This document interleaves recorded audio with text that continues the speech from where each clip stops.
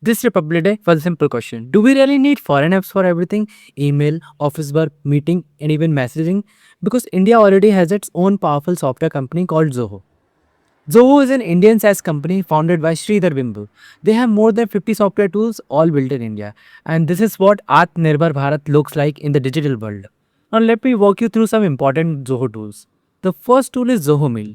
Zoho Mail is an Indian alternative to Gmail. It offers clean, ad-free email experience, which means better privacy, no data usage for advertisement. This makes it ideal for students, professionals, and businesses. The second tool is Zoho Writer Sheets and Show. These tools replace Microsoft Word, Excel, and PowerPoint. You can create documents, spreadsheet, and presentation online, and multiple people can work together at the same time.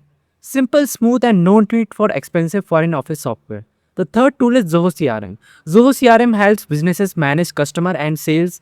It tracks leads, emails, and follow-ups in one dashboard. Many startups and growing companies already use it worldwide, and it's more affordable than foreign CRM tools. The fourth tool is Zoho Books. Zoho Book is designed especially for Indian businesses. It supports GST billing, accounting, and invoicing as per Indian rules. This saves time, reduces manual workforce, and it is very useful for small businesses and freelancers. The fifth tool is Zoho Click and Zoho Meeting. These tools replace Slack, Microsoft Teams, and Zoom. Teams can chat, share files, and attend video meetings in one place. They work smoothly even on slower internet connection and stay secure within the Zoho ecosystem. And last but not the least, the sixth tool is Aratta AI. Is an Indian messaging app focused on privacy. There are no ads and minimal data tracking, making a strong Indian alternative to WhatsApp and Signals. Recently, Indian government leaders have spoken about using Indian-made technology.